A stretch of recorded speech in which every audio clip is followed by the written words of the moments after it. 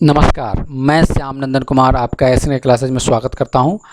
आज हम लोग पढ़ने वाले हैं मोस्ट इम्पॉर्टेंट क्वेश्चन जो हमारे एग्ज़ाम के लिए काफ़ी इम्पॉर्टेंट हो सकते हैं। तो चलिए हम स्टार्ट करते हैं।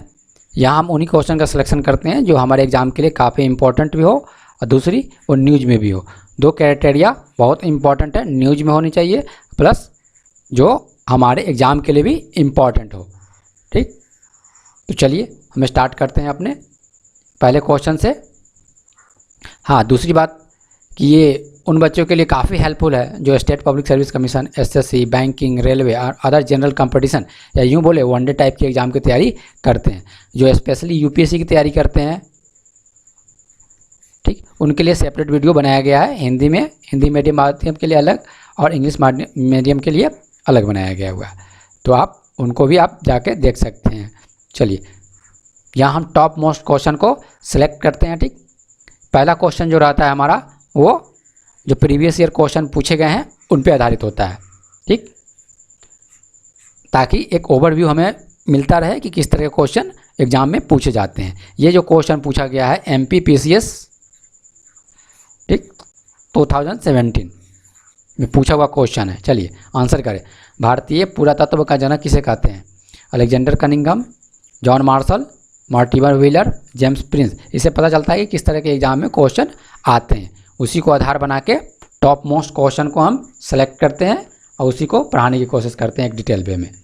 ठीक, चलिए भारतीय पुरातत्व का जनक किसे कहते हैं? Alexander Cunningham, John Marshall, Mortimer wheeler, James Prinsep. हमारा करेक्ट आंसर है अलेक्जेंडर कनिंघम। पुरातत्व, यहाँ एक और चीज़ और बता दें, एक तो है बच्चे काफ़ी कन्फ्यूज रहते हैं, भारतीय पुरातत्व का जनक और भारतीय प्राग ऐतिहासिक पुरातत्व का जनक, दोनों डिफरेंट है। ठीक, जब पूछा जाए भारतीय प्राग ऐतिहासिक पुरातत्व का जनक तो उसका आंसर होगा रॉबर्ट ब्रूसफुट। अब भारतीय पुरातत्व का जनक पूछा जाए तो होगा अलेक्जेंडर कनिंघम। ठीक, भारतीय पुरातत्व में भारतीय पुरातत्व ओके का जनक तो अलेक्जेंडर कनिंघम। पुरातत्व के बीच में हम लगा दिए भारतीय प्राग ऐतिहासिक लगा दिए। प्राग ऐतिहासिक अगर इसके अंदर कर दिए तो हमारा हो गया है। इसके बाद तब कौन सा हो जाएंगे? वो रॉबर्ट ब्रूसफुट। ये जो है याद करने का एक सबसे बेस्ट तरीका। भारतीय पुरातत्व अगर एक याद रहेगा, भारतीय पुरातत्व याद रहेगा, अलेक्जेंडर कनिंघम, तो ऑटोमेटिकली याद रहेगा कि इसके अंतर्गत एक और वर्ड जुड़ेंगे तो नया नाम हो जाएगा। चलिए हम इसको अब देखते हैं मैप के जरिए। किसी भी क्वेश्चन को बनाए map, flow chart, diagram, most important पहले ही बता रखे हैं। 75 + 25 मतलब 75% जो भी आप करें वो क्या करें? फ्लो चार्ट के रूप में करें, डायग्राम के रूप में, मैप के रूप में। ठीक, तो ये देखिए यहाँ पे हम देखते हैं ये है अलेक्जेंडर कनिंघम। देखिए पूरातत्व दिखाया गया, आर्कियोलॉजिकल रिसोर्सेज यहाँ देखिए इनके पास दिख रहा है। ये आपको जो है टेबल के अंदर भी, टेबल के नीचे भी, टेबल के ऊपर भी रखा हुआ है।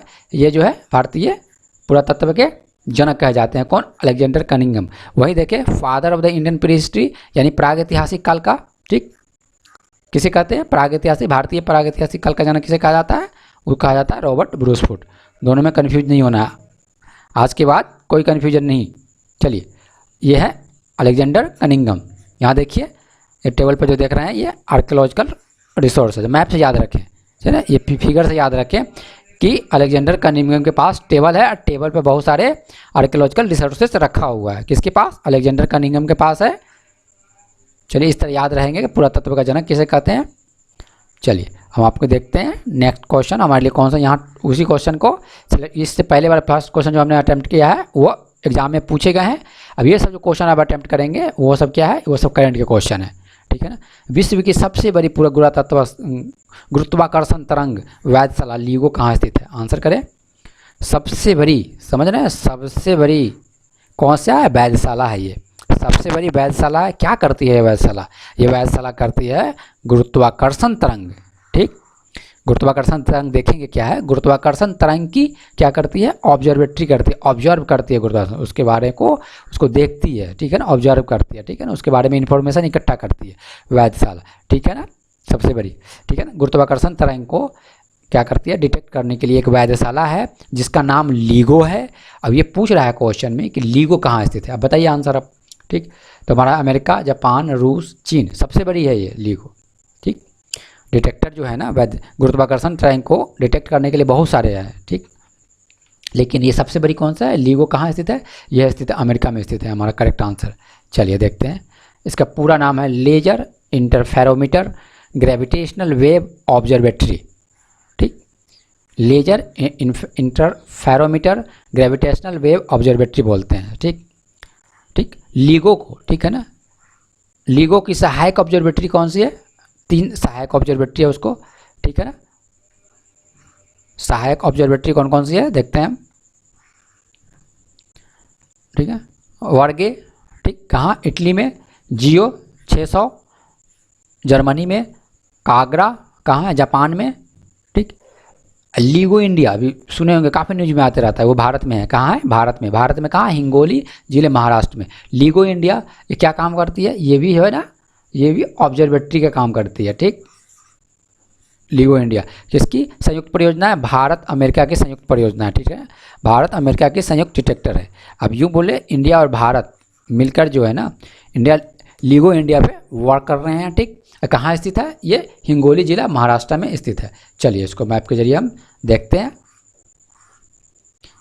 हिंगोली कहाँ है, देखिए हिंगोली हमने कहाँ कहा, महाराष्ट्र में। ठीक, हिंगोली ये देखिए, ये बीच सेंटर में जो आप देख रहे हैं हिंगोली, यहीं पे लातूर के जस्ट ऊपर नॉर्थ वाले पार्ट में। लातूर काफ़ी फेमस है, आपने सुन मूवी में देखा भी होगा आपने, मूवी में लातूर, ठीक, आते रहते हैं। ठीक, न्यूज मूवी में आप 1-2 बार देखे होंगे जरूर कहीं पे ना कहीं। ठीक है ना, लातूर के जस्ट ऊपर क्या है, हिंगोली। चलिए यहाँ देखते हैं, ये देखिए लीगो कहाँ है, अमेरिका में स्थित है। ठीक, सबसे बड़ी ऑब्जर्वेटरी है। ठीक, उसके बाद हमने देखा करगा कहाँ है, यह है जापान में स्थित है। विर्गो कहाँ है, या इटली में स्थित है। जियो 600 कहाँ स्थित है, वो कहाँ से, जर्मनी में स्थित है। लीगो इंडिया भारत में। ये किसकी ये परियोजना है, भारत और इंडिया दोनों मिलके ये सब क्या करते हैं, ये सब सबसे बड़ी तो ये है। ये तीन सहायक है, जियो 600, विर्गो, कगरा, ठीक है ना, और उसके बाद लीगो इंडिया। ये सब क्या करती है, ऑब्जर्वेटरी है, किसको, ग्रेविटेशनल वेव ऑब्जर्वेशन करती है। ठीक है ना, ग्रेविटेशनल तरंगे को गुरुत्वाकर्षण तरंगों को ऑब्जर्व करती है। अब देखेंगे आगे कि गुरुत्वाकर्षण तरंगे होती क्या है। ये देखिए यहाँ सेम चीज़ें, लीगो कहाँ पे, यूएसए में। ठीक, जियो कहाँ पे, जर्मनी में। विर्गो इटली में। कगरा कहाँ है, ये जापान में। और लीगो इंडिया भारत में। भारत में कहाँ, हिंगोली डिस्ट्रिक्ट में। चलिए गुरुत्वाकर्षण देखते हैं। गुरुत्वाकर्षण तरंगे क्या है, एक तरह का वेव है। क्या है, या वेव है। ठीक है, कहाँ उत्पन्न होती है, स्पेस में। ठीक है ना, स्पेस टाइम में, स्पेस में उत्पन्न होती है। कहाँ उत्पन्न होती है, स्पेस में। क्यों उत्पन्न होती है, ठीक, इससे पहले देखते हैं तरंगे जो है, ये तरंगे जो उत्पन्न होती है, ठीक, ये प्रकाश की गति से गमन करते हैं, यानी कह सकते हैं काफ़ी स्पीड से, ठीक, गमन करती है। ठीक, ये वेव तरंगे निर्माण कैसे होता है, जब 2 पिंडें बहुत तेज़ी से गमन करती है। जब पिंड जो है ना, जब पिंड काफ़ी तेज से गमन करती है तो यह ग्रेविटेशनल तरंगे उत्पन्न होती है। पहला है, ठीक, बहुत सारे कारण हो सकते हैं ग्रेविटेशनल। दूसरा है जब तारों में विस्फोट हो जाए, जब तारा है उसमें विस्फोट हो गया तो ग्रेविटेशनल तरंगे उत्पन्न होती है। जब दो तारे एक दूसरे की परिक्रमा करती हैं, ठीक है ना, काफ़ी स्पीड से परिक्रमा करती हैं तो उत्पन्न होती है। 2 ब्लैक होल एक दूसरे की परिक्रमा करती हैं और विलीन हो जाते हैं तो उत्पन्न होती है ग्रेविटेशनल तरंगे। तो ये सब कारण है ग्रेविटेशनल तरंगे के उत्पन्न होने के लिए। ये देखिए आप मैप के जरिए, ठीक है ना, ये जो साइड में देख रहे हैं आप, एक वेव की तरह, ये सारे वेव है, ठीक है ना, ग्रेविटेशनल वेव है। क्या है, कहाँ उत्पन्न होती है, स्पेस में उत्पन्न होती है। 2 बॉडी देख रहे हैं, एक दूसरे के चक्कर लगा रहे हैं, ठीक है ना। चलिए सेम चीज़ें यहाँ पे है, सेकंड वाले में मैप में भी और सेम चीज़ें हैं। चलिए आपको, आई होप आपको ये समझ में आ गई होगी। मोस्ट इंपॉर्टेंट क्वेश्चन देखते हैं, निम्नलिखित में से कौन गोदावरी की सहायक नदी है। यहाँ जो भी क्वेश्चन सिलेक्ट किए जाते हैं वो हमारे एग्जाम, एक तो प्रीवियस ईयर का सेलेक्ट करते हैं हम, ताकि एक आइडिया लगे किस तरह के क्वेश्चन एग्जाम में पूछे जाते हैं। बाकी 4 जो क्वेश्चन रहते हैं वो करेंट से रहते हैं, ठीक, और भी फुल डिटेल में एक्सप्लेनेशन के साथ आपको मिलेंगे, ठीक है ना।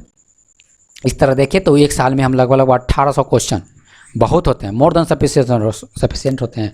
अगर सही से सिलेक्शन किया जाए विद स्ट्रेटजी के साथ कि एग्जाम में जिस तरह के आते हैं उस तरह का क्वेश्चन अगर 1800 सिलेक्शन किया जाए और प्लस उसका सोल्यूशन पढ़ा जाए, ठीक, सब एक्सप्लेन किया जाए, तो ये लगभग 3000 के आसपास क्वेश्चन बन जाएंगे आपके, इससे कम नहीं होंगे, ठीक है ना, जो हमारे लिए काफ़ी इंपॉर्टेंट हो जाते हैं, एग्जाम में काफ़ी इंपॉर्टेंट होंगे और मैक्सिमम संभावना रहेगी कि यहीं से क्वेश्चन बनेंगे। चलिए हम देखते हैं निम्नलिखित में से कौन गोदावरी की सहायक नदी है। आंसर करें, पेनगंगा, सोन, कोयना, भीमा। हमारा करेक्ट आंसर है पेनगंगा। चलिए न्यूज में क्यों है,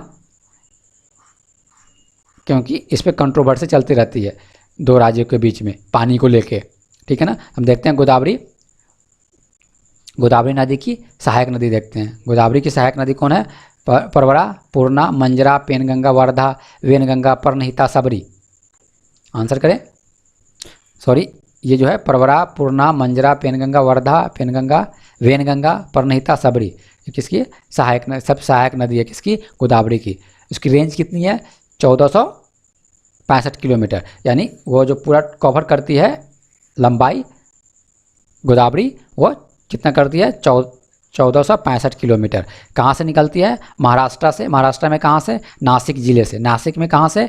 त्र्यंबकम, ठीक है ना, त्र्यंबकम से निकलती है और गोदावरी में, सॉरी, वे बंगाल में जाके गिरती है। कितनी एरिया कवर करती है, सॉरी कितना किलोमीटर कवर करती है? 1465 किलोमीटर कवर करती है। राज्य जो होकर गुजरती है वो है महाराष्ट्र, तेलंगाना और आंध्रा। कौन कौन राज्य से होकर गुजरती है? महाराष्ट्र, तेलंगाना और आंध्रा। अगर उसकी बेसिन की बात की जाए, पूरे एरिया की बात की जाए जो कवर करती है उसकी रिवर और उसकी ट्रिब्यूटरी, तब तो काफ़ी स्टेट हो जाएंगे, फिर स्टेट काफ़ी बढ़ जाएंगे। लेकिन वो जो डिस्टेंस कवर करती है, ऐसे मान लीजिए डिस्टेंस कवर करती है, तो वो महाराष्ट्र होते हुए, तेलंगाना होते हुए, आंध्रा होते हुए वेस्ट बंगाल में जाके, ठीक है ना, गिर जाती है, ठीक है ना। अब दूसरी दो इंपॉर्टेंट चीज़ें, प्रायद्वीपीय भारत की सबसे लंबी नदी है, क्या है? सबसे लंबी, या यूँ बोल सकते हैं सबसे नदी। भारत की सबसे बड़ी नदी गंगा, अब प्रायद्वीपीय भारत की सबसे बड़ी नदी तो वो हो जाएगी गोदावरी। और दूसरी प्रायद्वीपीय भारत की दूसरी सबसे बड़ी नदी तो वो हो जाएगी कृष्णा नदी, ठीक। तो हमने इसके गोदावरी के बारे में देखा जो हमारे एग्जाम के लिए काफ़ी इंपॉर्टेंट हो सकते हैं। चलिए यहाँ मैप के जरिए देखते हैं। मैप 75%, 25% थ्योरी, ठीक। चलिए अब देखते हैं यहाँ साबरी, हमने देखा साबरी, इंद्रावती, ठीक है ना, वेनगंगा, वर्धा, पेनगंगा, मंजरा, ये सब जो है गोदावरी की सहायक नदी है, ठीक है ना। 2-3 बार वीडियो देख लेंगे, फिर गोदावरी आपको अच्छी तरह से कन्फ्यूजन में नहीं रहेगा। हाँ, दूसरी भीमा, भीमा किसकी ट्रिब्यूटरी है? हमने ऑप्शन में दिया था भीमा, भीमा किसकी ट्रिब्यूटरी है? तो भीमा ट्रिब्यूटरी है कृष्णा की, ठीक। देखिए यहाँ कृष्णा की रिवर के बारे में भी देख लेते हैं। कृष्णा की ट्रिब्यूटरी कौन है? भीमा, ठीक है ना, तुंगभद्रा, ये सब जो ट्रिब्यूटरी है किसकी है? ये जो कृष्णा की ट्रिब्यूटरी है। चलिए हमने देखा पांचवा सबसे इम्पोर्टेंट, ठीक है ना, भारत में जीएसटी कब आया था, ठीक है ना। भारत में जीएसटी कब आया था, कब प्रारंभ हुआ था? आंसर करें, 2015, 2016, 2017, 2018। हमारा करेक्ट आंसर है 2017। क्यों पढ़ रहे हैं? अभी जो है ना उसका इवोल्यूशन किया जा रहा है, ठीक है ना, क्या उसका फीडबैक कैसा रहा, ठीक है ना, जीएसटी का अभी तक उसके बारे में इवोल्यूशन किया जा रहा है। 2017 में यह आया था, 2021 चल रहा है, ठीक है ना। तो 4 सालों में कैसा परफॉर्मेंस था जीएसटी का, उसका इवोल्यूशन किया जा रहा है। तो देखते हैं जीएसटी क्या है। जीएसटी के आपको पता है, हमने बताया भी कि 2017 में ये आई थी। कैसा कर है जीएसटी? अप्रत्यक्ष कर है, ठीक है ना। अप्रत्यक्ष कर को डिसाइड करने के लिए एक बॉडी का निर्माण किया गया था, उस बॉडी का नाम था जीएसटी काउंसिल। उसकी अध्यक्षता कौन करती है? वित्त मंत्री, केंद्रीय वित्त मंत्री उसकी अध्यक्षता करता है, ठीक। जीएसटी काउंसिल कैसी बॉडी है? एक संवैधानिक निकाय है। ये सब चीज़ जो जीएसटी के बारे में पढ़ रहे हैं काफ़ी इससे पहले वाले वीडियो में काफ़ी अच्छी तरह से समझाया गया है। वीडियो तो आप कन्फर्म है कि आप सारे वीडियो को देखें, ठीक है ना, फिक्स रखें। साल में 360 वीडियो कन्फर्म देखना है, तभी जाके 1800 क्वेश्चन पूरेंगे। वो 1800 क्वेश्चन डायरेक्ट रूप में देखा जाए तो 3000 के आसपास में, 3000 से 3500 के आसपास में क्वेश्चन बनेंगे टोटल, जो हमारे एग्जाम के लिए मोर देन सफिशिएंट है करंट को कवर करने के लिए। इसमें सारे कवर हो जाएंगे लगभग आपके, ठीक है ना।